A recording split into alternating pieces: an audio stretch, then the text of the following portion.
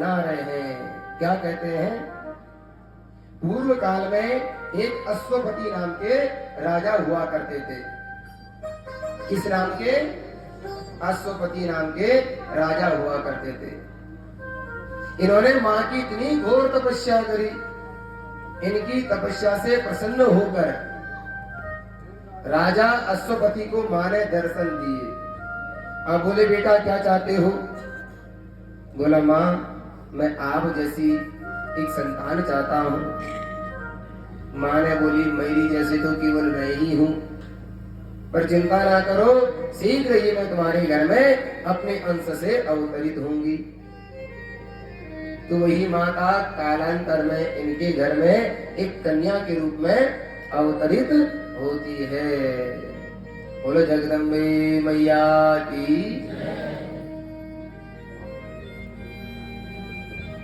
नामकरण संस्कार होता है तो मां की प्रेरणा से उस कन्या का नाम सत्यवती रख दिया जाता है। ये सत्यवती भी बचपन से ही मां की भक्ति बड़ी प्रेम से श्रद्धा से किया करती। कालांतर में ये जो सावित्री थी वन में बैठकर तपस्या कर रही थी, भगवान माता की मंगलमयी चरित्रों का ध्यान कर रही थी, तो इतने में इसकी दृष्टि एक लकड़हारे के पुत्र सत्यवान से होती है।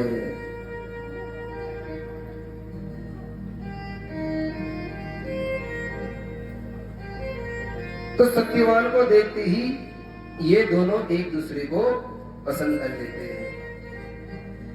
पिता के ना चाहते हुए पिता कहते, बेटा तू एक राजकन्या है और एक लकड़हारे से कैसे ब्याह करेगी, कैसे जीवन जिएगी? तो ये क्या कहती है कि जीवन जीने के लिए धन की आवश्यकता नहीं, माँ की कृपा की आवश्यकता होती है। माँ की कृपा रही तो मैं वहां भी सुख और वैभव का आनंद प्राप्त करूंगी। इसलिए ना चाहते हुए भी अश्वपति को अपनी बेटी का ब्याह सत्यवान से कराना पड़ा।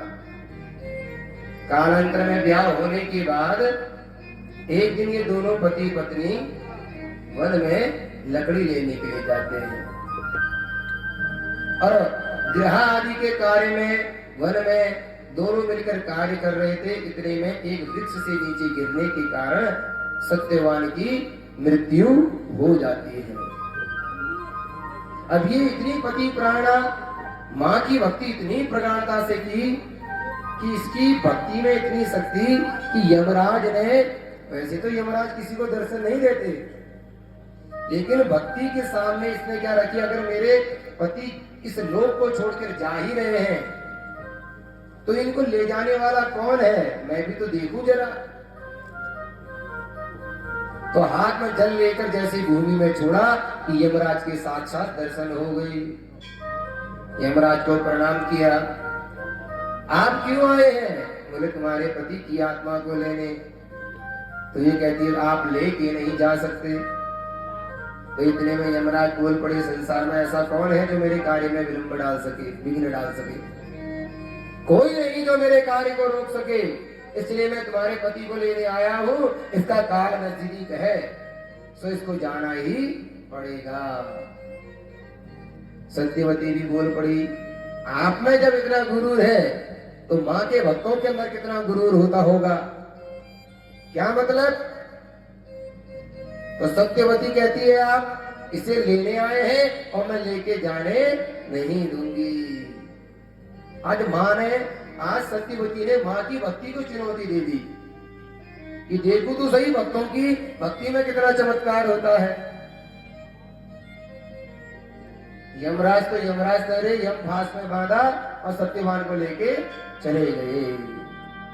सत्यवती ने, ये सावित्री ने भी हाथ में जल लिया और अपने शरीर को सूक्ष्म रूप धारण करके सत्यवान के पीछे पीछे, यमराज के पीछे पीछे अपना भी चली आई। हे यमराज, हे धर्मराज, अगर ले जाना चाहते हो तो मुझे भी साथ में ले जाओ, अन्यथा अकेले मैं अपने पति को नहीं जाने दूंगी।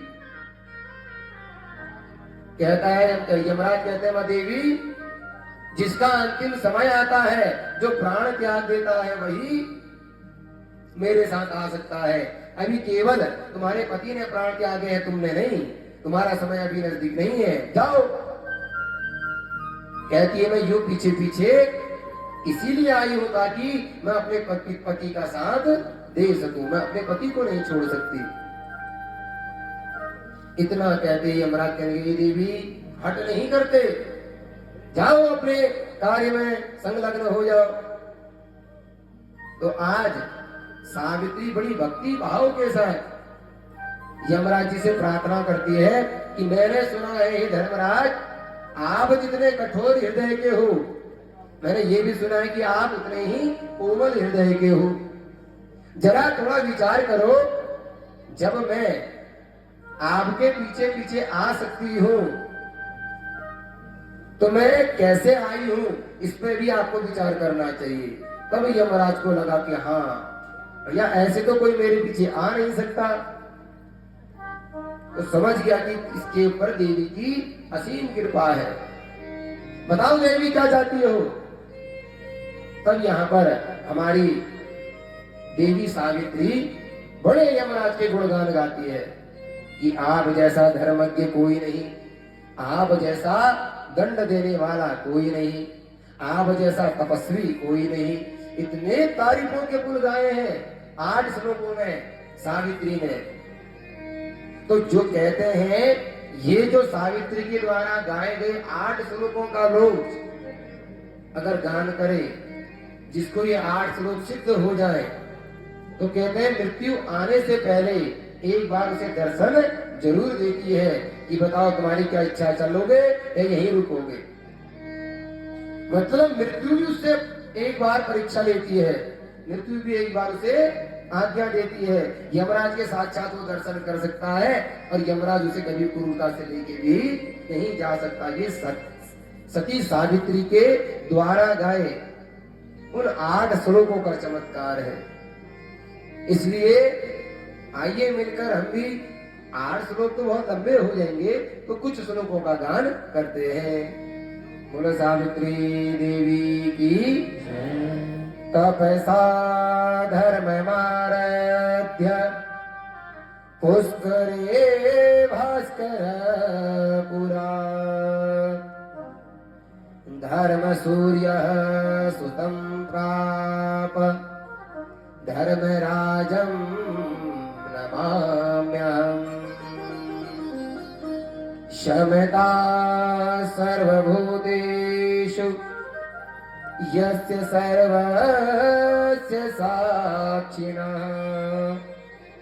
अतोऽन्यं यन्नाम समनम् इति प्रणाम्यहम्।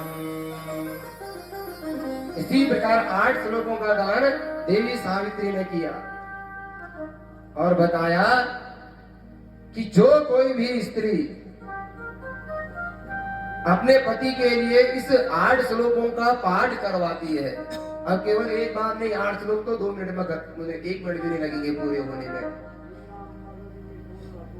इसका मतलब क्या है, कम से कम 108 आवृत्तियां एक आसन में बैठकर शुद्ध आचरण के साथ जो स्त्री अपने पति के लिए इस यमाष्टक का पाठ करती है, तो चाहे उसका पति बिस्तर में पड़ा हो, धर्म संकट में पड़ा हो, रोग से पड़ा हो, धीरे धीरे उसकी उससे निवृत्ति हो जाती है। ये चमत्कार है यमाष्टक का। यमराज का दंड उसे भोगना नहीं पड़ता। तो शास्त्र में बताए गए 9वें स्कंद के इस यमाष्टक का हमें अपने घर में उस सनातन धर्म में उत्पन्न होने वाली स्त्रियों को इसका पाठ करना जरूर चाहिए, जिससे केवल यमराज ही नहीं अपितु मां भगवती भी बड़ी प्रसन्न होती है। इतना गुणगान गाया यमराज का कि यमराज गदगद हो गए। बोले देवी क्या चाहती हो। बोले अपने पति के प्राण वापस लेना चाहती हूँ। जब मांगा तो यमराज भी दे ना सके, तो दे पाने में सक्षम हो गए। तुरंत देवी को कहा जाओ देवी, मैं तुम्हारे पति के प्राण लौटाता हूँ। आज से तुम और तुम्हारा यह चरित्र जगत में प्रसिद्ध होगा, और जो कोई भी स्त्री तुमने जो मेरी स्तुति गाई इन 8 श्लोकों से मेरी पूजा करेगा, उसके पति की कभी अकाल मृत्यु नहीं होगी।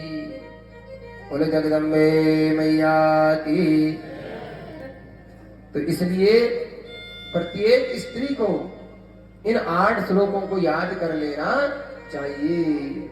अब हर कोई तो भैया शुद्ध संस्कृत बोल नहीं सकता, नहीं बोल सकते तो अपने गुरुजनों के माध्यम से इन श्लोकों का अपने पति का नाम का संकल्प लेके इसको कराओ तो स्वतः आपको वो फल मिल जाएगा। पर लेकिन करना कराना उसी से तभी फल मिलेगा, शुद्ध आसन में शुद्ध चित्र और पवित्रता के साथ वो उसका पाठ करे। ये नहीं कि मुंह उठाया चल दिए बैठ दिए कर दिए और घर को निकल दिए ना। यम नियम आसन प्राणायाम प्रत्याहार, इस प्रकार जो इस यमाष्टक का पाठ करता है उसी को इसका संपूर्ण फल मिलता है। बोलो जगदम्बे मैया की। अस्तु। इतनी में वेद व्यास जी से जन्मेजय ने प्रश्न पूछा, महाराज मैंने ये भी सुना है कि समुद्र मंथन से 14 रत्न उत्पन्न हुए, लेकिन महाराज बोले 14 रत्न